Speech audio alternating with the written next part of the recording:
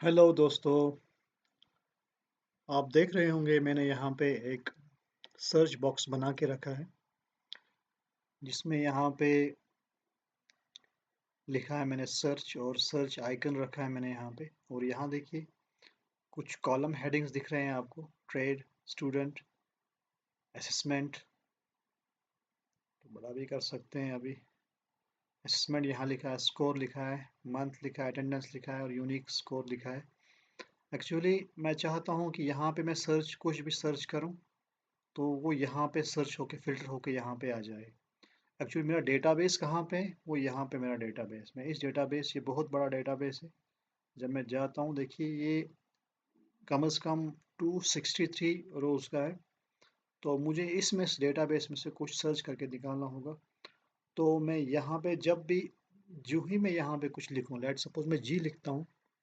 अगर जी के नाम से कुछ नाम के अंदर जैसे देखिए यहाँ पे देखिए ट्रेड कोपा, डीएमसी और प्लम्बर के अंदर गौरव जहाँ-जहाँ पे आता है स्टूडेंट जी, जहाँ पे आता है इसका, चाहे वो स्टार्टिंग में आए, मिडल में आए, लास्ट पे, जहाँ पे इसको जी मिलता है नेम के अंदर, तो वो रिकॉर्ड सभी वो फ़िल्टर होके आ जाते हैं। तो जो ही मैं यहाँ से ये जी इरेज़ करता हूँ, देखिए कोई चीज़ फ़ाज़ुल मैं एक्स करता हूँ, अगर नहीं होगा एक्स, ऐसे नाम के अंदर कोई एक्स ना होगा एक्स, कोई वर्ड, कोई लेटर एक्स नहीं होगा नाम के अंदर, तो यहाँ पे आता है नॉट फाउंड। तो इसी तरह फ़ॉर सपोज़ हम एच लिखते हैं, देखिए यहाँ पे मेहुल है यहाँ पे, तो भूपेन है यहाँ पे, स्नेहा है यहाँ पे, तुषार है यहाँ पे, मोहित है यहाँ पे। इन सब नाम्स के अंदर देखिए आप, सब नाम्स के अंदर यहाँ देखिए, इनमें एच कहीं न कहीं मिल जाएगा आपको। तो एच लिखने से यहाँ देखिए, पूरा यहाँ पे ये डायनामिकली यहाँ पे ये डिस्प्ले हो जाता है यहाँ पे। तो आप भी बना सकते हैं ये सर्च बॉक्स या सर्च यहाँ पे कैसे बनाएँ, क्या किया होगा मैंने। तो बनाने से पहले आपको कुछ फंक्शंस का सिंटैक्स या रूल पता होना चाहिए, कैसे हम एक्सेल के अंदर इनको यूज़ करें। बहुत ही बेहतरीन फंक्शंस यहाँ पे हैं एक्सेल के अंदर। तो चलते हम उन फंक्शंस को हम यहाँ पे कोशिश करते हैं यूज़ करने का। तो मैं आपको इन फंक्शंस के बारे में थोड़ा-सा नॉलेज देता हूँ। तो एक फंक्शन हमारे पास यहाँ पे है, जिसका नाम यहाँ पे है सर्च, सर्च फंक्शन। तो फंक्शन सर्च फंक्शन है एक्सेल के अंदर। तो इसके 2 रिक्वायर्ड आर्ग्यूमेंट्स होते हैं या रिक्वायर्ड आर्ग्यूमेंट्स होते हैं, जैसे यहाँ पे लिखता हूँ टेक्स्ट अंडरस्कोर टू सर्च, जिस टेक्स्ट को आपने फॉर सपोज सर्च करना है। उसके बाद विदिन टेक्स्ट, विदिन टेक्स्ट लिखता हूँ मैं। तो इसके 2 आर्ग्यूमेंट्स होते हैं। तो सर्च बॉक्स क्या करता है यहाँ पे, इस सर्च को टेक्स्ट करता है, इस टेक्स्ट सर्च इस टेक्स्ट को सर्च करता है विदिन दिस टेक्स्ट। अगर ये सर्चिंग टेक्स्ट अगर विदिन इस टेक्स्ट के अंदर वो मिलता है इसको, तो सर्च का रिजल्ट क्या होगा? सर्च सर्च का रिजल्ट जो होता है, वो होता है हमेशा position of that, position of the text. मतलब क्या है इसका? मैं एग्जांपल देता हूँ आपको। मैं यहाँ एग्जांपल देता हूँ। मैं लिखता हूँ फॉर सपोज मैंने लिखा SEAR सर्च लिखता हूँ यहाँ पे मैं, और यहाँ पे मैं कोशिश करते हैं, थोड़ा सा जूम करते हैं इसको पहले। सर्च लिखता हूँ, मैं लिखता हूँ फॉर सपोज यहाँ पे डबल कोट्स में लिखता हूँ फॉर सपोज ए लिखता हूँ यहाँ पे मैं, ठीक है।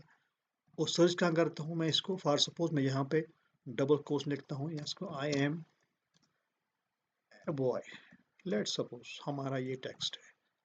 तो क्या ये सर्चिंग टेक्स्ट ए, क्या ये इस टेक्स्ट के अंदर है, विदिन विदिन टेक्स्ट के अंदर है, जिसका नाम है I am a boy, I am a boy. अगर है फॉर सपोज, देखिए इसमें ए 2 जगहों पे यहाँ फॉल करता है। पहले आई एम के अंदर है और उसके बाद ए के अंदर यहाँ पे। देखिए जब ए यहाँ पे जब सर्च देखता है कि ये टेक्स्ट इसके अंदर है कि नहीं, इसको यहाँ देखिए आई, जो आई है इसका पोजीशन 1 मिलेगा और जो ब्लैंक स्पेस इसके दरमियान इसको 2 मिलेगा और 3 पे यहाँ पे इसको ये ए यहाँ पे मैच होता है यहाँ पे फर्स्ट ऑकरेंस। अब आप कहेंगे बी यहाँ दूसरा ए है, मगर जो पहला ऑकरेंस यहाँ पे है वो यहाँ पे इसका है। तो यहाँ पे जब ए मिलता है इसको तो ये गिनता है, यहाँ आई को ये फर्स्ट देता है, ब्लैंक कैरेक्टर को ये 2 देता है और जो ए यहाँ पे इसको तीसरा, तो इसका रिजल्ट यहाँ पे मिलेगा पोजीशन 3 मिलेगा यहाँ पे। अब फॉर सपोज दूसरा यहाँ पे एग्जांपल देता हूँ मैं लिखता हूँ सर्च, सर्च लिखता हूँ मैं, लेफ्ट पैरेंथेसिस स्टार्ट करते हैं और मैं यहाँ पे लिखता हूँ for suppose double A, double quotes में लिखता हूँ ए लिखता हूँ और यहाँ पे लिखता हूँ for suppose I am boy. तो यहाँ डबल कोट्स क्लोज करता हूँ और यहाँ पे, तो आप देखिए जो सर्चिंग टैक्स यहाँ पे है वो कैपिटल ए में है, मगर जिसके अंदर सर्च करना है वो है आई एम ए बॉय, सब स्मॉल केस के अंदर है। तो अब क्या तब भी ये 3 रिटर्न में पोजीशन रिटर्न करेगा। तो इस सर्च के अंदर ये चीज़ खासियत है, ये केस इनसेंसिटिव है। उसका मतलब है कि इसके लिए स्मॉल और कैपिटल ए में कोई फ़र्क नहीं है, जहाँ पे ए मिलता है इसे वहाँ पे ये रिजल्ट में देता है, पोजीशन देता है। फॉर सपोज यही ए यहाँ पे, ये इस ए के साथ यहाँ पे कंपेयर करता है, इसको ये मिलता है या फाउंड होता है यहाँ पे, तो रिजल्ट में तब भी यहाँ पे इसको 3 मिलता है यहाँ पे। तो ये है सर्च फंक्शन का जो काम करने का तरीका है। फॉर सपोज मैं यहाँ पे कल ऐसा होगा आपको, जब हम एक्सेल के अंदर काम करते हैं, मे बी यहाँ पे आपको सेल A3 होगा यहाँ पे। चलिए हम सेल A3 लिखते हैं और यहाँ पे लिखते हैं फॉर सपोज, या सेल A3 फॉर सपोज मैं लिखता हूँ यहाँ पे, क्या ये वो इस रेंज में है, फॉर सपोज A1 से लेकर फॉर सपोज A100 तक। तो इस तरह मैं, तो इस तरह होगा कल आपको, इस तरह कोई टेक्स्ट नहीं होगा, बल्कि यहाँ पे A3 यहाँ पे है, जो यहाँ पे A3 आपको ये सर्चिंग टेक्स्ट है या इसको सर्च करना है हमें। हमने अब इस टेक्स्ट के अंदर नहीं करना है, हमने इस सेल रेंज के अंदर करना है, जो क्या है A1 से लेकर A100 तक।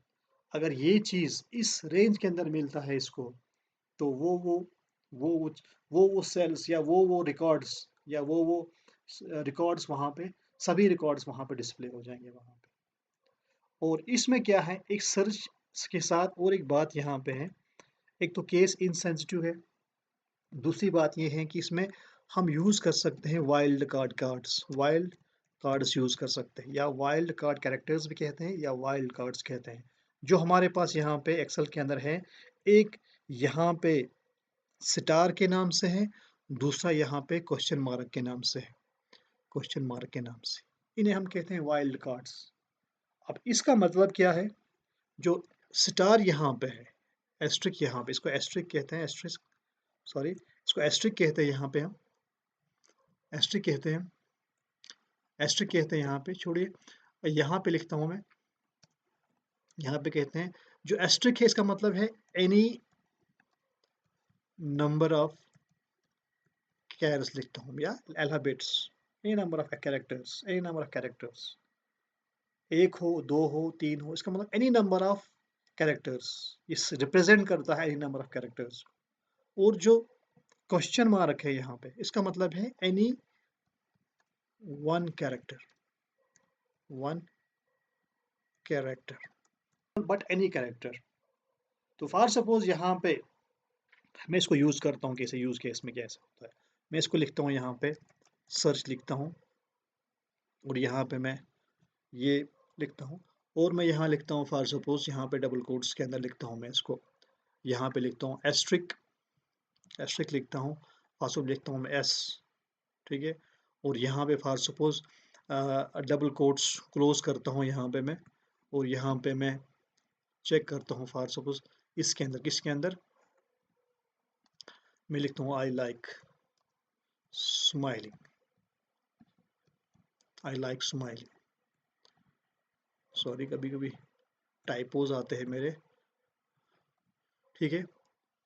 क्या जिसको हमने ढूंढना है यहाँ पे सर्चिंग टैक्स यहाँ पे क्या है, एस एस्ट्रिक एस, किसके अंदर ढूंढना है मुझे? I like smiling. क्या एस इसके अंदर है? मगर एस से पहले क्या लिखा है मैंने? एस्ट्रिक।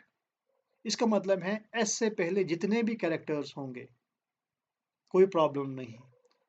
एस हमें कहीं मिलना चाहिए। फॉर सपोज मैं यहाँ लिखता है इसको आई लाइक स्माइलिंग के बदले लिखता लिखता मैं कुछ यहाँ पे आई लाइक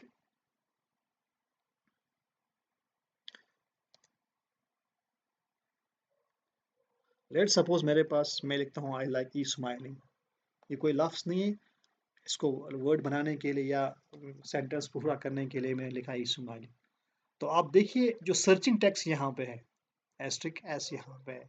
इसका मतलब है इसके स्टार्टिंग में जितने कैरेक्टर्स हो, जिस टाइप के कैरेक्टर्स हो, जितने नंबर्स के होने चाहिए, मगर जो एस यहाँ पे है लास्ट पे एस होना चाहिए इसका।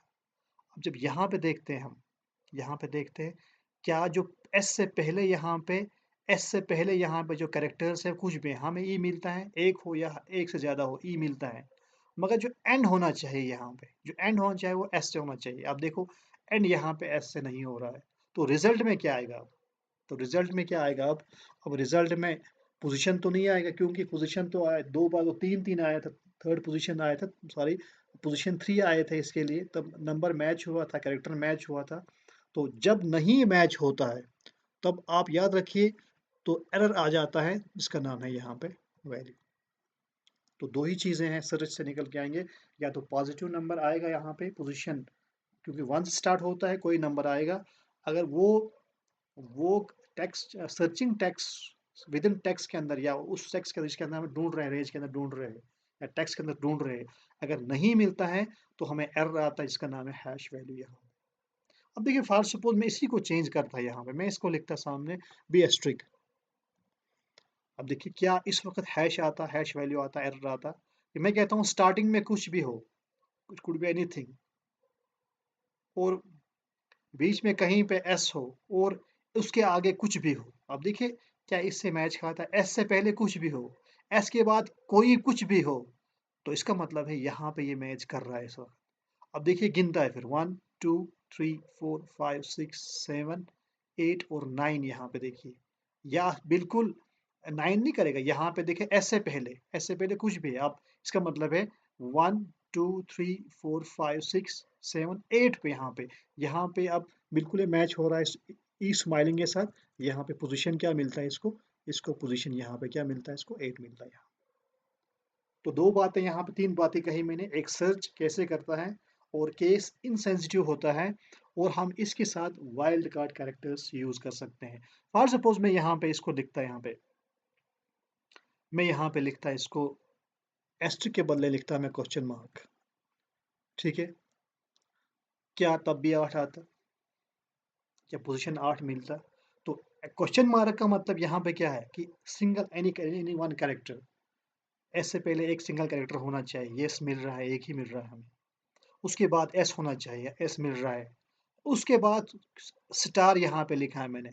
इसका मतलब है कोई भी नंबर, कितने नंबर के होंगे, कोई भी होगा, any number of characters could be there. तो यहाँ ये मैच खा रहा है, तो हमें यहाँ पे 8 मिल रहा है यहाँ पे। हाँ, अगर ऐसा होता, मैं इस तरह लिखता फॉर सपोज़ मैं यहाँ पे लिखता question mark, question mark, question mark, question mark, चल 3 ही लिखता मैं क्वेश्चन मार्क। तो एस से पहले क्या था? एनी वन कैरेक्टर, येस मिल रहा है, ई मिल रहा है। उसके बाद एस, एस के बाद फिर मैंडेटरी है कि यहाँ पे 3 कैरेक्टर्स होने ही चाहिए। इसका मतलब है 1, 2, 3, 4, 5 कैरेक्टर्स का एक जो जो वर्ड बन रहा है, तो इसका मतलब है स्टार्टिंग में कोई भी कैरेक्टर हो, उसके बाद एस होना चाहिए, एस के बाद 3 कैरेक्टर होने ही होने चाहिए, मगर मतलब वहाँ पे कोई कौन से कैरेक्टर वो नहीं है, any number of any 3 characters could be there.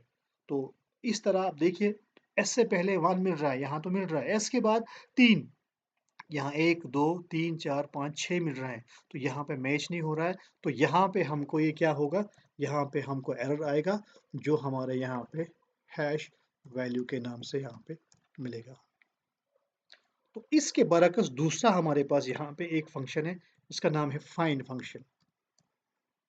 तो फाइंड का जब देखते हैं रूल लिखने का, इसका भी है text to find, text to find, जिसको हमने ढूंढना है।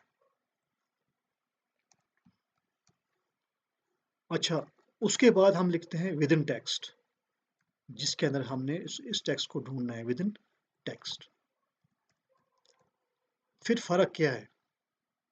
ये भी पोजीशन देता है, मगर फ़र्क ये है, जब मैं एंटर करता हूँ, ये भी हमें क्या देता है? It returns position, position where the character finds. तो बात सही है, वो सेम मिलता है उसके साथ। दूसरी बात क्या है? It is case sensitive. Case sensitive का मतलब है, अगर फॉर सपोज़ यहाँ पे देखिए, अगर आप यहाँ पे देखेंगे, यहाँ पे देखिए, यहाँ पे देखिए, ए और स्मॉल ए में कोई फ़र्क नहीं था सर्च के अंदर, मगर यहाँ पे स्मॉल ए और कैपिटल ए में फ़र्क है। ये कहता है नहीं, केस बराबर होना चाहिए। अगर यहाँ पे आप ए को, कैपिटल ए को ढूँढ रहे हैं, वो यहाँ पे कहीं होना चाहिए था। तो यहाँ पे अभी इस वक़्त सर्च फाइंड के लिए यहाँ 3 नहीं, बल्कि फाइंड के लिए यहाँ पे हैश वैल्यू निकलता है यहाँ पे। तो ये दूसरी बात थी इसकी। और तीसरी बात ये है, तीसरी बात क्या है इसकी? ये it does not support wild cards, wild cards, ये वाइल्ड कार्ड्स को सपोर्ट नहीं करता है। तो यही फ़र्क है इसके अंदर। तो ये हम इस तरह कहेंगे नटशेल में, जो फाइंड ये स्ट्रिक्ट सर्चिंग करता है, और जो सर्च है ये फ्लेक्सिबल सर्चिंग करता है। तो ज़ाहिर-सी बात है, हम इसके साथ जाएँगे, तो जो मेरा यहाँ पे ये सर्च बॉक्स है, यहाँ पे मैंने यहाँ पे सर्च लिखा है with few more function combinations यहाँ पे हैं, जिसमें एक यहाँ पे आता है, जिसमें एक आता है फ़िल्टर, और उसके उसके बाद आता है इस नंबर। यहाँ पे मैंने इनको मिलाया है, एक्चुअली 4 को यहाँ पे इफ़ के अंदर हमने क्या किया है, मैंने इस तरह लिखा होगा वहाँ पे, मैं दिखाता हूँ आपको। हम इस पे काम करेंगे। इफ़ इफ़ के अंदर फॉर सपोज़ मैंने लिखा है, फॉर सपोज़ A1 अगर नहीं है बराबर यहाँ पे ब्लैंक स्पेस के बराबर, तो क्या करना? अगर है ब्लैंक स्पेस के बराबर तो ब्लैंक स्पेस देना, अगर नहीं है तो क्या करना? फिर फ़िल्टर फ़ंक्शन को आप लिखना। फ़िल्टर फ़ंक्शन के अंदर क्या लिखा है मैंने? इस नंबर लिखा है। फिर मैंने फिर इस नंबर के अंदर मैंने क्या किया है? मैंने इस सर्च फ़ंक्शन को यहाँ पे इंसर्ट करके यहाँ पे लिखा है। फॉर सपोज़ इस F1 का वैल्यू जो है उसको सर्च करता हूँ, फॉर सपोज़ A1 से लेकर फॉर सपोज़ A100 तक करता हूँ। तो यहाँ पे सर्च बंद, फिर इज़ नंबर बंद, और लास्ट पे यहाँ पे फॉर सपोज़ सॉरी, फ़िल्टर से पहले अगर नहीं मिलता है तो यहाँ लिखता हूँ नॉट फाउंड लिखता हूँ। तो यहाँ पे लिखता हूँ नॉट फाउंड। अगर उसके बाद डबल कोट्स करने के बाद, उसके बाद यहाँ पे क्लोज़ करता हूँ इफ का। इस तरह ये फ़ंक्शन लिखा है। मैं लिखता हूँ अगर A1 के अंदर जो सर्चिंग टेक्स्ट है, अगर वो उसके अंदर कुछ नहीं है, इसका मतलब वो ब्लैंक स्ट्रिंग है, वहाँ कुछ नहीं है उसका, तो ये वाला इस्तेमाल, तो वहाँ पे कुछ नहीं करना, ब्लैंक ही रखना। अगर वो ब्लैंक नहीं है, कुछ लिखा है मैंने, तो ये वाला पूरा यहाँ से यहाँ तक एग्ज़ीक्यूट करना। तो क्या होगा फ़िल्टर के अंदर, क्या होगा यहाँ पे, अब देखिए यहाँ फ़िल्टर